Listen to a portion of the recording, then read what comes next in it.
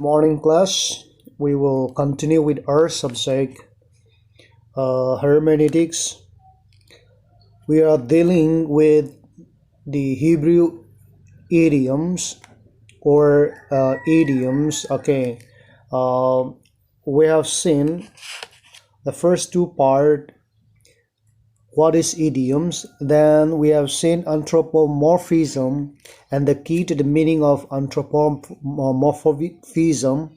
Then we will see the meaning of absolute for relative. Okay, the meaning of absolute for relatives.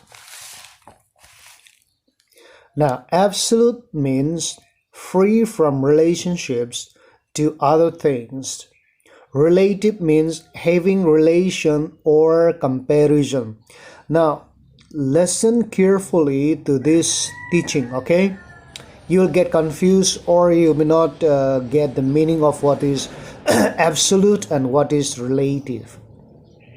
I'm repeating again. Absolute means free from relationships to any other things. Absolute means there is only one thing that is absolute. For example, God is absolute. Okay, God is absolute. He is absolute truth. So absolute means there is nothing to compare again. He is the only, or that is the only thing that is absolute. Okay. Relative means having relation or comparison. Okay, having relation or comparison. Absolute, there is no comparison. Relative, there is comparison. Okay, understand in that way. Now, the Bible sometimes exchanges the absolute for the relative. For example, God in Genesis 43:8. Now, the Bible sometimes exchanges the absolute for relatives. That means the uncomparable things to compare something. Okay, the uncomparable things to compare something. Or for you to understand, Bible sometimes exchanges God for comparison. Okay, Bible sometimes exchange God, which cannot be compared to anything, but it is used to compare for relative. Okay, or the meaning is relative. Okay, the meaning is relative, but the form is absolute. The meaning is relative, but the form is absolute. Okay, let's take an example here. Joseph tell his brothers who sold him in Egypt. Okay, Joseph tells his brother who sold him in Egypt, and this is what Joseph said. It was not you who sent me here, but God. Okay, here. Okay, it is not her, it is here. It was not you who sent me here, but God. Okay, so Joseph was explaining to his brothers that it was not by them that sent to Egypt, but it was absolutely by God. Okay, now if this is literal, then it is not true. We cannot literally interpret, and we do not say that God is leading Joseph there straight to Egypt. It was by his brothers, okay, that he is compelled to be sold to Egyptian. Okay.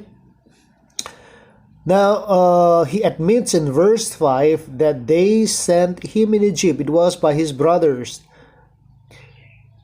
So, and in 50 verse 20 he says that they mean it for evil. Now, Joseph in chapter 50 verse 20 he says, okay, brother, you mean it for evil, but God does it for good. You mean it for evil because you want to kill me, you want to do evil on me, and that is what your intention is. But you know, in the sight of God, God has a plan that we all has to come together here in Egypt and survive. And God sent me ahead. Okay, that was what he was trying to explain. So he was bringing, or he was comparing himself God, but the meaning is absolute. It was programmed by God. Okay. So the statement is an idiom. You have to understand that this statement is an idiom. He means it was not only your doing, it is not only the brother's doing, but God also involved in that. And God's sovereign purpose is the main thing. Now, the main purpose here is, okay, man planned all these things, but the sovereign purpose of God is that Joseph must bring all his brothers there and all his siblings over there, and then they must survive there in a time of famine. God foresaw the future of those families, and God actually sent or programmed to Joseph that he must go first and be the prime minister there in Egypt. Okay? It is absolute way of expressing a relative thought. Okay, this is how you have to explain. Okay, so the Bibles sometimes use or exchange the absolute for relative, and this is idiom. Okay, you cannot, if you try to literally interpret, okay, your interpretation will go it will contrast to one another, because here it says it was not you but God who sent. Now in verse 20 it says you plan for evil, but God does it good. Okay, you plan for evil. So it was a plan of his brothers, but at the same time it was ultimately the purpose of God. And that is how you have to explain this verse. Okay, so like this verse, we call it absolute.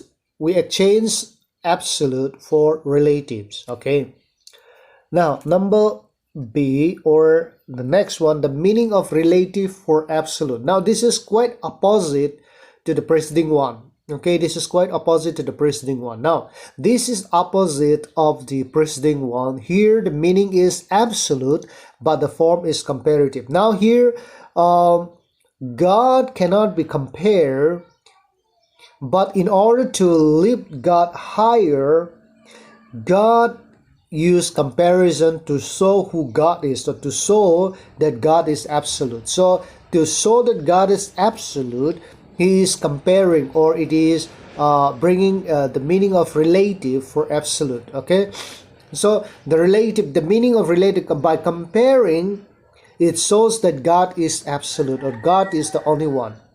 Okay, let's take an example here. In Luke chapter 11, verse 31 and 32, Jesus said that something greater than Solomon and something greater than Jonah is here. Now, Solomon and Jonah was considered as the great man. Now, Solomon is considered as the wisest man in the world. And God says, no one will come forth, and no one is like you, and no one will be like you. Solomon is the wisest man. And people consider that there is no wiser man than Solomon anymore. That was what that was what they think. Okay. Then number 2, Jonah was a great prophet, and by one preaching, the whole Nineveh, the whole country has been saved. And who is a great prophet like Jonah, that by one preaching everyone was converted? It was a great thing. Now these two were considered as a great man, or ordinary extraordinary man. Okay, Solomon, no one is wiser than Solomon, and like Jonah, no one preached.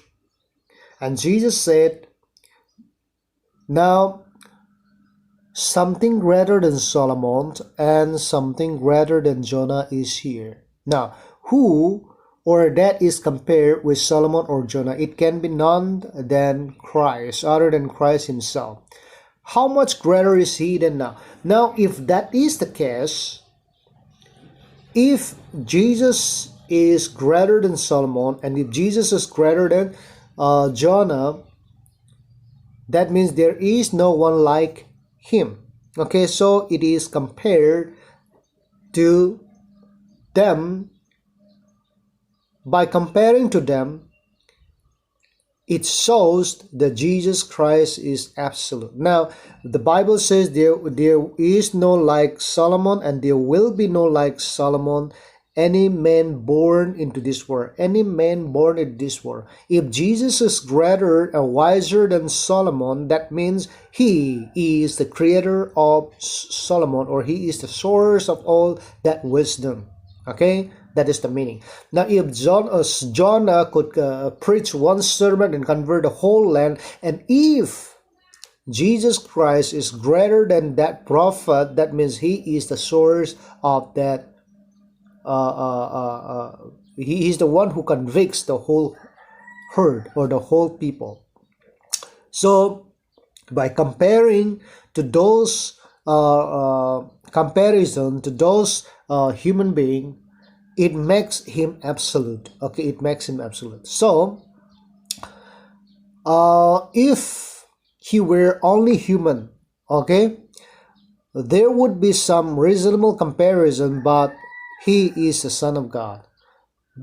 There is none like him. Okay, the difference is absolute.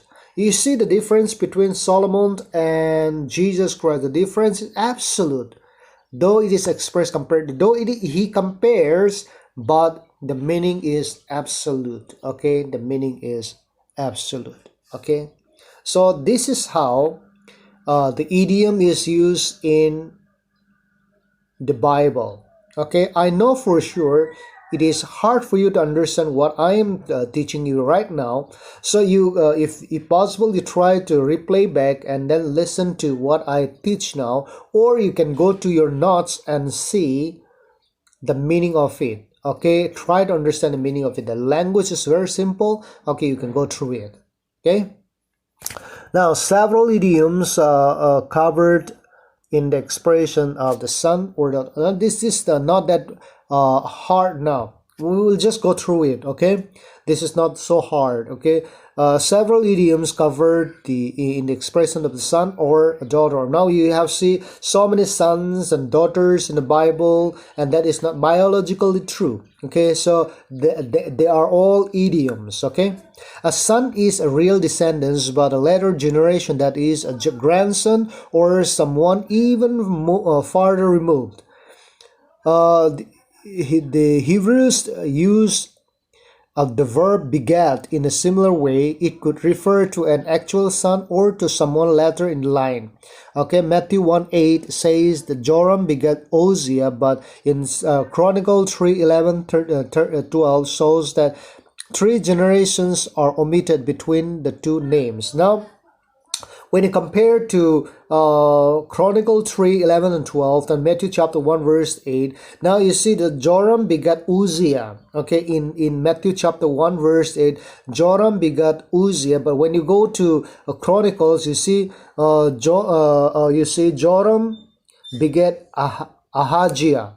Okay, then Ahaziah begat Joas, and Joas begat Amaziah, and then Amaziah begat Uzziah. So 3 generations has been omitted here in first Matthew 1:8, because that is the style of writing. Sometimes the son or the begat can be called even to the great-grandson. Okay, so the unimportant person is left out sometimes to indicate who these people comes from. Okay, or the important part. But in Chronicles, whether it is important or not, everyone's name should be in the census. So in that form, it has been written. Okay, so there is no contradiction over here. And for you to understand, in First Chronicle chapter 3 verses 11 and 12, the name of Uzziah is Azariah. Okay, Uzziah is Azariah. Azariah, Jotham, Ahaz, Hezekiah, that will come. Again, in Matthew 1:8, you see Uzziah, Jotham, Ahaz, Hezekiah, that follows the same thing. But sometimes those unimportant person like Ahaziah, Joas, Amaziah, all these people will be omitted. Okay, that is how the Hebrew writings write their that is the style of their writing, so don't get confused of that. Okay, then a person was called the son of quality when he possesses that quality. For example, in Acts chapter 4, verse 36, there was a man called Joseph, okay, Joseph, or Joseph, okay, Joseph. His name is Joseph, but he was a man of encouragement, okay, encourager. So his name was called Barnabas because he hails that quality. Okay, he hails that quality. Okay, his actual name is not Barnabas, his actual name is Joseph. Okay, because he was what the name means, a son of encouragement. Okay, so they give a nickname on what the quality of the person holds. Okay, then my son shows affection and your son shows respect when there is no blood relationship. First Samuel, okay, 24:16 and 24. Now you will see my son. Okay, even though there is no blood relation, or even though there is no biological relation there, but still in the Bible says my son. Paul says to Timothy, my son. Okay, that shows affection. Okay, that shows affection. And your son shows respect. So these are the terms that used in the Bible. The nation is called the Son of God. Okay, these are all idioms. Okay, citizens are called the sons of the nation. Then the whole nation is called daughter or virgin daughter or giant. Okay, then the use of the phrase forever in the Bible, and the forever, the other words for forever, we know that it is eternal or everlasting. So this is what the Bible use: eternally, or everlasting. Okay, instead of forever. Now the guidelines for interpreting the Hebrew idioms: learn the various idioms and their possible uses. Okay, idioms are different from what we are using. Idioms are different from what these Israelites are used. So we have to understand what kind of idioms they use and what kind of idioms are used in the Bible. Okay, we have to understand this meaning. Okay, as far as possible, you try to understand what the idioms means. Now consider whether the passage can be literal statement or is it the idioms. Okay, then examine the context. So these are the things that you have to understand about the idioms. Okay, these are easy things, but please focus on the absolute for relatives and relative for absolute. Okay, there you need to spend time. Okay, next time we'll start Hebrew poetry. As of now, we'll wind up our class from here. God bless you. Have a nice day.